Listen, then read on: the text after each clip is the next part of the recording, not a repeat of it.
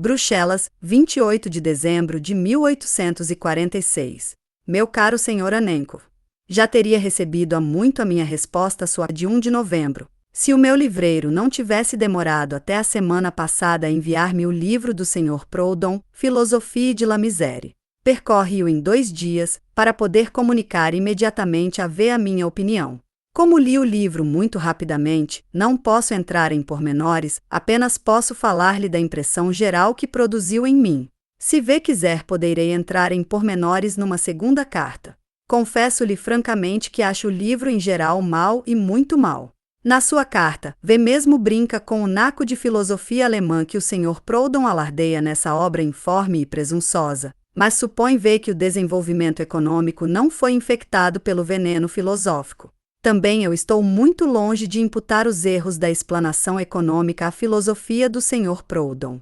Não é por estar na posse de uma filosofia ridícula que o Sr. Proudhon apresenta uma falsa crítica da economia política. Ele apresenta uma filosofia ridícula por não ter compreendido o estado social actual no seu encadeamento intimamente. Para usar uma palavra que o Sr. Proudhon foi buscar a Fourier, como muitas outras coisas.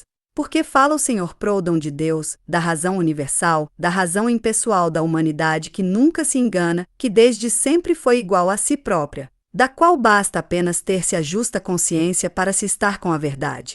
Porque pratica ele um fraco hegelianismo, para se arvorar em espírito forte. Ele mesmo nos dá a chave do enigma. O Sr. Proudhon vê na história uma certa série de desenvolvimentos sociais, acha o progresso realizado na história, acha por último que os homens, como indivíduos, não sabiam o que faziam, se enganavam sobre o seu próprio movimento, isto é, que o seu desenvolvimento social parece à primeira vista coisa distinta, separada, independente do seu desenvolvimento individual. Não sabe explicar estes factos e a hipótese da razão universal, que se manifesta, está assim perfeitamente encontrada. Nada mais fácil do que inventar causas místicas, isto é, frases, donde está ausente o senso comum. Mas ao confessar que nada percebe do desenvolvimento histórico da humanidade, e confessa-o quando se serve de palavras sonoras como razão universal, Deus, etc., não confessa o Sr. Proudhon, implícita e necessariamente, que é incapaz de compreender desenvolvimentos econômicos, que é a sociedade, qualquer que seja a sua forma, o produto da ação recíproca dos homens. São os homens livres de escolher esta ou aquela forma social? De modo algum. Considere-se um certo estado de desenvolvimento das faculdades produtivas dos homens e ter-se a tal forma de comércio e de consumo. Considerem-se certos graus de desenvolvimento da produção, do comércio, do consumo e ter-se a tal forma de constituição social, tal organização da família, das ordens ou das classes, numa palavra, tal sociedade civil. Considere-se tal sociedade civil e ter-se a tal estado político, que não é mais do que a expressão oficial da sociedade civil. Eis o que o Sr. Proudhon nunca compreenderá, porque julga fazer uma grande coisa quando apela para a sociedade civil contra o Estado, isto é, para a sociedade oficial contra o resumo oficial da sociedade. É desnecessário acrescentar que os homens não são livres árbitros das suas forças produtivas, as quais são a base de toda a sua história, pois toda a força produtiva é uma força adquirida, o produto de uma atividade anterior. Assim, as forças produtivas são o resultado da energia prática dos homens, mas esta própria energia está circunscrita pelas condições em que os homens se encontram situados, pelas forças produtivas já adquiridas, pela forma social que existe antes deles, que eles não criam, que é o produto da geração anterior, pelo simples facto de que toda geração posterior encontra forças produtivas adquiridas pela geração anterior, que lhe servem como matéria-prima de nova produção, forma-se uma conexão conexité. Na história dos homens, forma-se unidade, que é tanto mais a história da humanidade quanto as forças produtivas dos homens, e por consequência as suas relações sociais tiverem crescido. Consequência necessária, a história social dos homens nunca é senão a história do seu desenvolvimento individual, quer eles tenham consciência disso, quer não a tenham. As suas relações materiais formam a base de todas as suas relações. Estas relações materiais não são senão as formas necessárias em que se realiza a sua atividade material e individual. O Sr. Proudhon confunde as ideias e as coisas.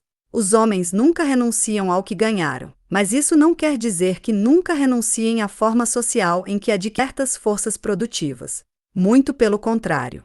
Para não serem privados do resultado obtido, para não perderem os frutos da civilização, os homens são forçados, a partir do momento em que o modo do seu comércio já não corresponde às forças produtivas adquiridas, a mudar todas as suas formas sociais tradicionais. Tomo aqui a palavra comércio no seu sentido mais geral, como nós dizemos em alemão, Werke.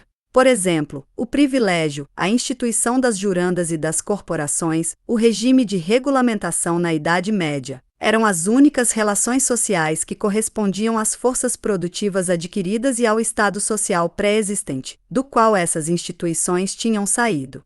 Sob a proteção do regime corporativo e da regulamentação, os capitais tinham se acumulado, desenvolvera-se um comércio marítimo, haviam sido fundadas colônias, e os homens teriam perdido os próprios frutos se tivessem querido conservar as formas sob cuja proteção esses frutos tinham amadurecido. Por isso se deram duas trovoadas, a Revolução de 1640 e a de 1688. Todas as antigas formas econômicas, as relações sociais que lhes correspondiam, o Estado político que era a expressão oficial da antiga sociedade civil foram quebrados, na Inglaterra. Assim, as formas econômicas sob as quais os homens produzem, consomem, trocam, são transitórias e históricas. Com novas faculdades produtivas adquiridas, os homens mudam o seu modo de produção e, com o modo de produção, mudam todas as relações econômicas, que não foram senão as relações necessárias desse modo de produção determinado. É o que o Sr. Proudhon não compreendeu e ainda menos demonstrou. Incapaz de seguir o movimento real da história, o Sr. Proudhon dá-nos uma fantasmagoria que tem a pretensão de ser uma fantasmagoria dialética. Ele não sente necessidade de nos falar dos séculos XVII, XVIII e XIX, porque a sua história passa-se no ambiente nebuloso da imaginação e eleva-se, altaneiramente, acima dos tempos e dos lugares. Numa palavra, é velharia hegeliana, não é uma história profana, história dos homens, é uma história sagrada, história das ideias. Na sua maneira de ver, o homem não é senão um instrumento de que a ideia ou a razão eterna fazem uso para desenvolver-se. As evoluções de que fala o Sr. Proudhon passam por ser as evoluções tais como ocorrem no seio místico da ideia absoluta. Se rasgarmos o véu dessa linguagem mística, isso equivale a dizer que o Sr. Proudhon nos dá a ordem pela qual se arrumam as categorias econômicas na sua cabeça. Não precisarei de grande esforço para provar a ver que essa arrumação é a arrumação de uma cabeça muito desordenada. O Sr. Proudhon começou o seu livro com uma dissertação sobre o valor, que é a sua mania. Não entrarei desta vez no exame de tal dissertação. A série das evoluções econômicas da razão eterna começa com a divisão do trabalho. Para o Sr. Proudhon, a divisão do trabalho é coisa muito simples. Mas não era o regime das castas uma certa divisão do trabalho? E o regime das corporações não era uma outra divisão do trabalho? E a divisão do trabalho do regime manufatureiro, que começa em meados do século XVII e acaba na última parte do século XVIII na Inglaterra, não é também totalmente distinta da divisão do trabalho da grande indústria, da indústria moderna? O Sr. Proudhon está tão pouco dentro da verdade que descura aquilo que os próprios economistas profanos fazem. Para nos falar da divisão do trabalho, ele não precisa de falar do mercado mundial.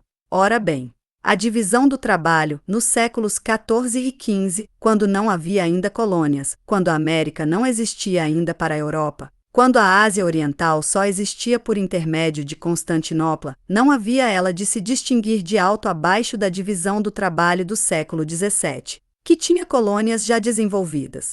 Não é tudo. Toda a organização interna dos povos, todas as suas relações internacionais, serão outra coisa do que a expressão de uma certa divisão do trabalho? E não haverão elas de mudar com a mudança da divisão do trabalho?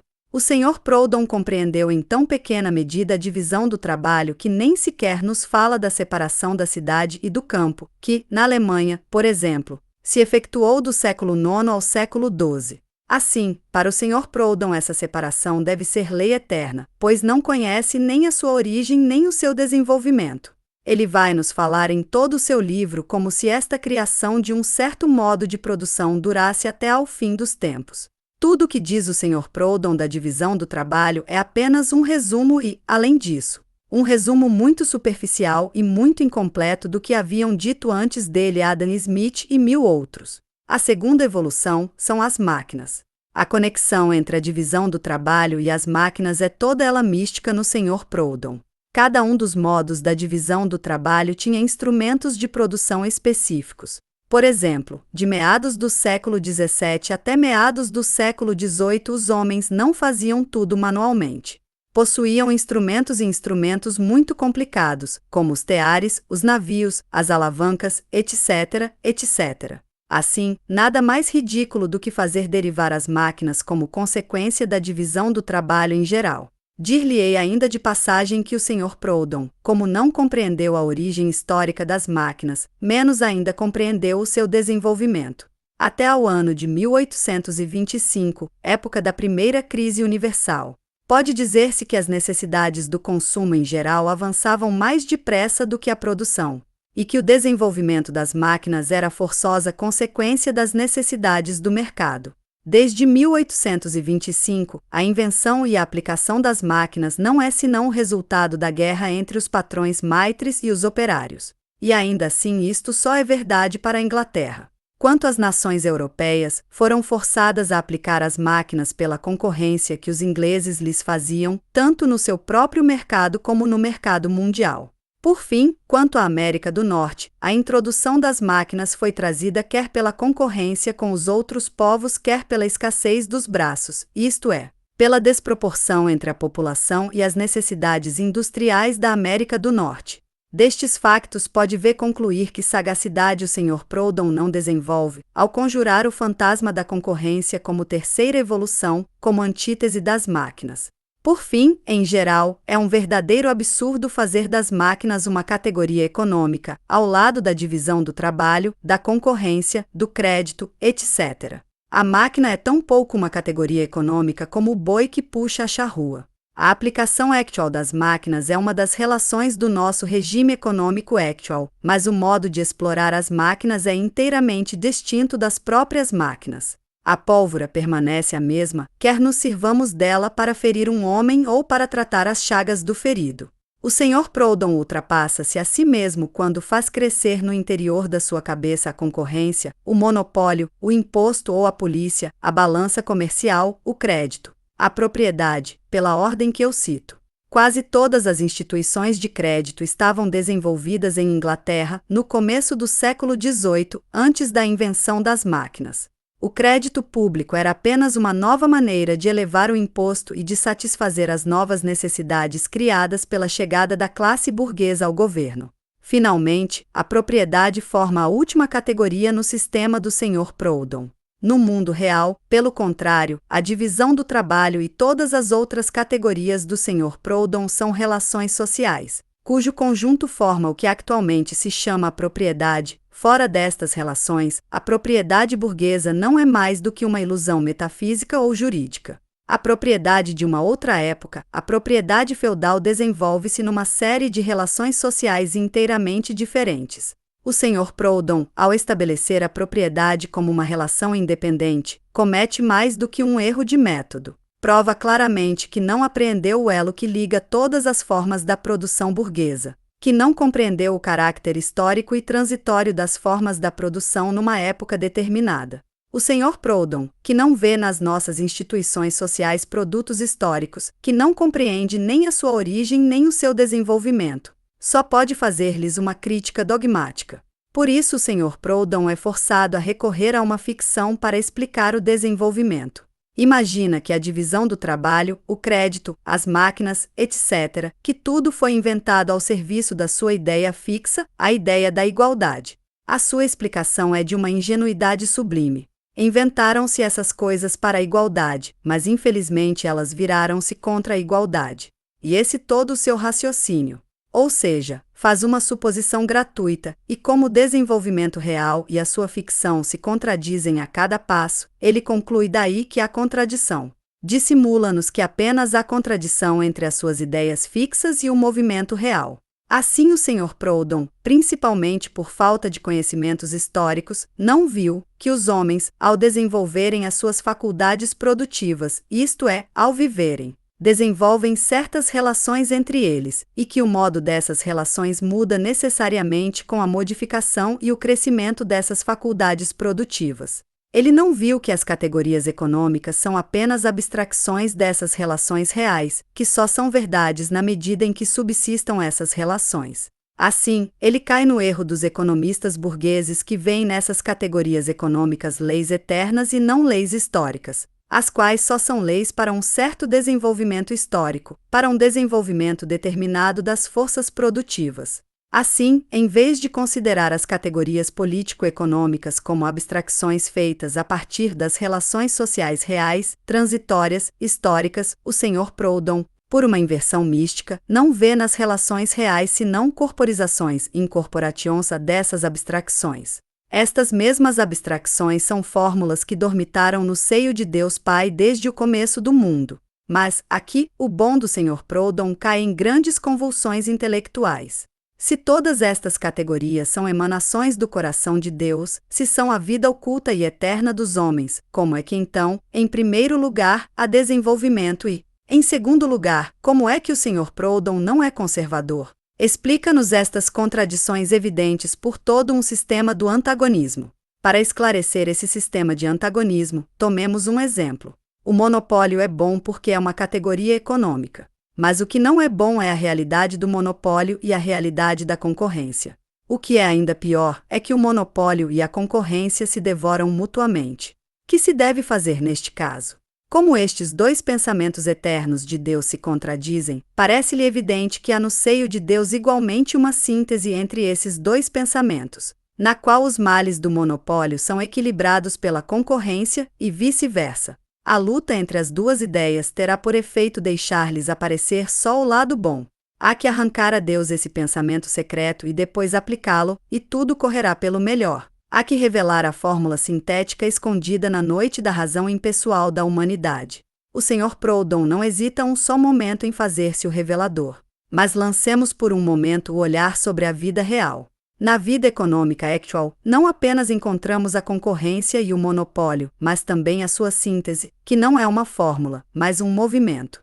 O monopólio produz a concorrência produz o monopólio. No entanto, esta equação, longe de remover as dificuldades da situação actual, como imaginam os economistas burgueses, tem por resultado uma situação mais difícil e mais baralhada. Assim, mudando a base sobre a qual se fundam as relações econômicas actuais, destruindo o modo actual de produção, destrói-se não só a concorrência, o monopólio e o seu antagonismo, mas também a sua unidade, a sua síntese, o movimento que é a equilibração real da concorrência e do monopólio. Agora vou dar-lhe um exemplo da dialética do Sr. Proudhon.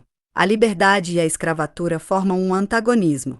Não preciso falar dos lados bons nem dos lados maus da liberdade. Quanto à escravatura, não preciso falar dos seus lados maus. A única coisa que é preciso explicar é o lado belo da escravatura.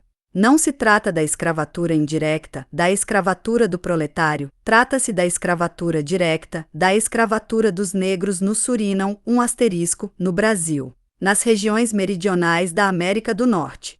A escravatura direta é o eixo do nosso industrialismo actual, tal como as máquinas, o crédito, etc. Sem escravatura, não temos algodão, sem algodão, não temos indústria moderna. Foi a escravatura que deu valor às colônias, foram as colônias que criaram o comércio mundial é que é a condição necessária da grande indústria mecânica. Por isso, antes do tráfico dos negros, as colônias só davam ao velho mundo muito poucos produtos e não alteravam visivelmente a face do mundo. Assim, a escravatura é uma categoria econômica da mais alta importância. Sem a escravatura, a América do Norte, o povo mais progressivo, transformar-se-ia num país patriarcal. Risque-se apenas a América do Norte do mapa dos povos e ter-se-á a anarquia, a decadência completa do comércio e da civilização modernos. Mas fazer desaparecer a escravatura seria riscar a América do mapa dos povos. Por isso a escravatura, sendo uma categoria econômica, se encontra desde o começo do mundo em todos os povos. Os povos modernos só souberam disfarçar a escravatura no seu próprio seio e importá-la abertamente no Novo Mundo. Como abordará isto o bom do Sr. Proudhon depois destas reflexões sobre a escravatura?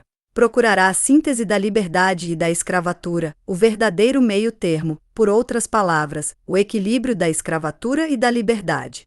O Sr. Proudhon compreendeu muito bem que os homens fazem o pano, a tela, os tecidos de seda. Que grande mérito ter compreendido tão pouca coisa! O que o Sr. Proudhon não compreendeu é que os homens, segundo as suas faculdades, produzem também as relações sociais em que produzem o pano e a tela. Menos ainda compreendeu o Sr. Proudhon que os homens, que produzem as relações sociais em conformidade com a sua produtividade material, produzem também as ideias, as categorias, isto é, as expressões abstractas ideais e deles a dessas mesmas relações sociais.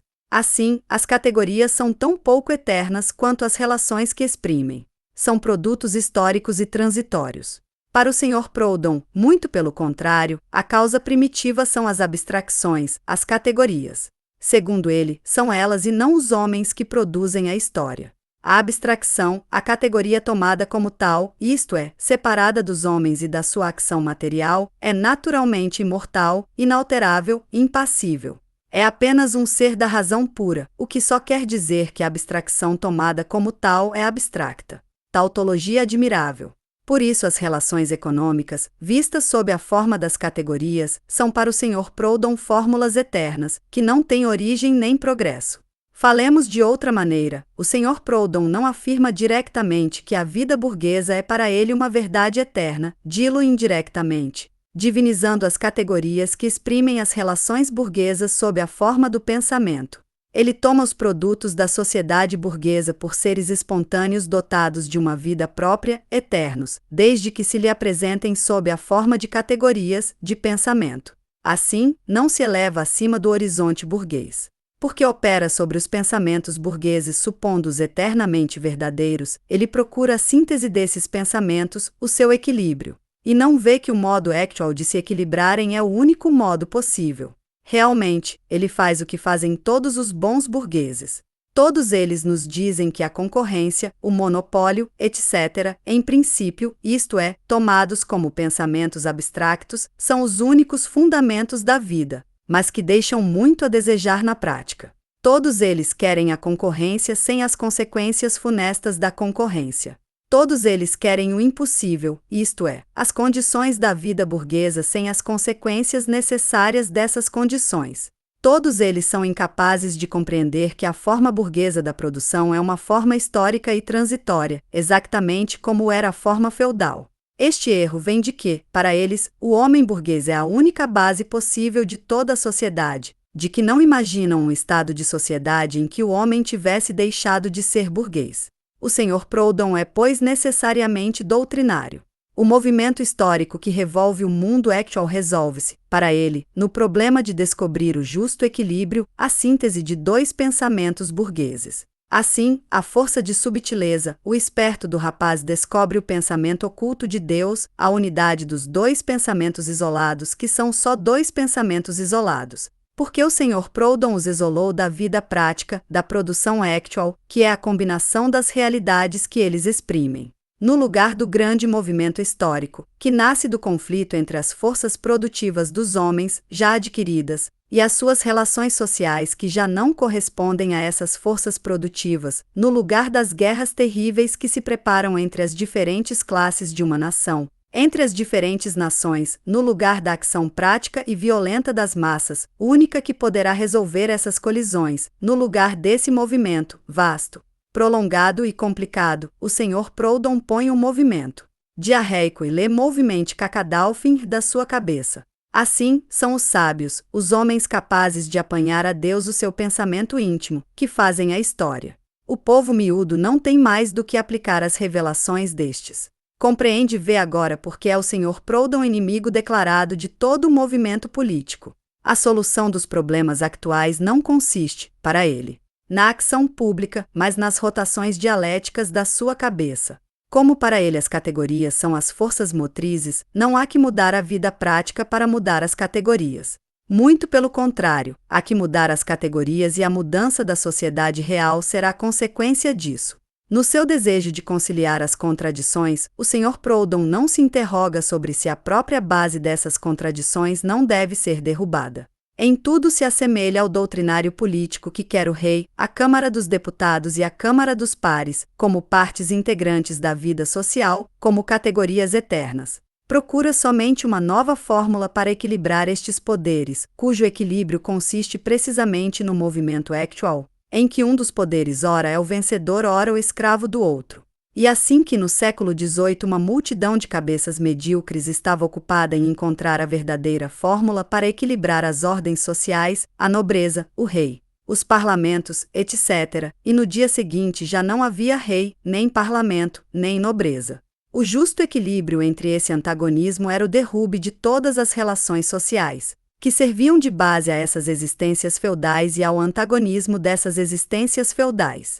Como o Sr. Proudhon põe, de um lado, as ideias eternas, as categorias da razão pura e, de outro lado, os homens e a sua vida prática, que é segundo ele a aplicação dessas categorias, vê e encontra nele, desde o começo, dualismo entre a vida e as ideias, entre a alma e o corpo, dualismo que se repete sob muitas formas.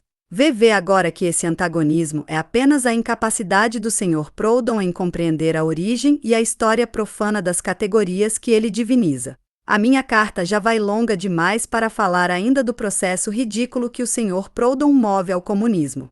De momento, vê conceder-me-á que um homem que não compreendeu o estado actual da sociedade, menos ainda deve compreender o movimento que tende a derrubá-lo e as expressões literárias desse movimento revolucionário. O único ponto em que estou perfeitamente de acordo com o Sr. Proudhon é na sua aversão pela pieguice socialista. Antes dele, suscitei-eu muitas inimizades por troçar do socialismo acarneirado, sentimental, utopista. Mas não terá o Sr. Proudhon estranhas ilusões ao opor a sua sentimentalidade de pequeno burguês, isto é, as suas declamações sobre o lar, o amor conjugal e todas essas banalidades, a sentimentalidade socialista, que em Fourier, por exemplo, é muito mais profunda do que as vulgaridades presunçosas do nosso bom Proudhon.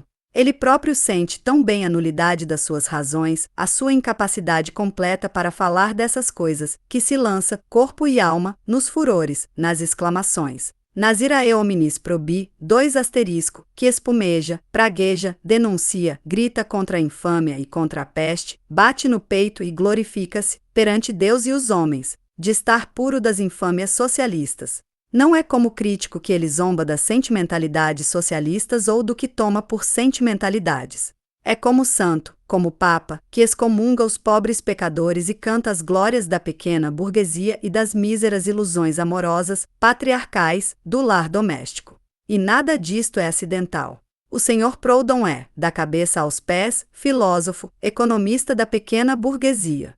O pequeno burguês numa sociedade avançada e por necessidade da sua condição faz, por um lado, socialista e por outro, economista, isto é, fica deslumbrado com a magnificência da alta burguesia e simpatiza com as dores do povo. É ao mesmo tempo burguês e povo. Gaba-se, no foro íntimo da sua consciência, de ser imparcial, de ter encontrado justo equilíbrio, que tem a pretensão de distinguir-se do meio termo. Um tal pequeno burguês diviniza a contradição, porque a contradição é o fundo do seu ser. Não é senão a contradição social em ação. Deve justificar pela teoria o que é na prática, e o Sr. Proudhon tem o mérito de ser o intérprete científico da pequena burguesia francesa, o que é um mérito real, porque a pequena burguesia será parte integrante de todas as revoluções sociais que se preparam. Desejaria ter podido enviar a V, com esta carta, o meu livro sobre a economia política N282, mas até a data foi-me impossível mandar imprimir. 3. Esta obra e as críticas aos filósofos e socialistas alemães, de que lhe falei em Bruxelas. V nunca acreditará que dificuldades uma tal publicação encontra na Alemanha, por um lado da parte da polícia e por outro da parte dos livreiros, que são eles próprios os representantes interessados de todas as tendências que ataco. E quanto ao nosso próprio partido, não só é pobre, como uma grande fracção do Partido Comunista Alemão leva a mal que me opõe às suas utopias e às suas declamações.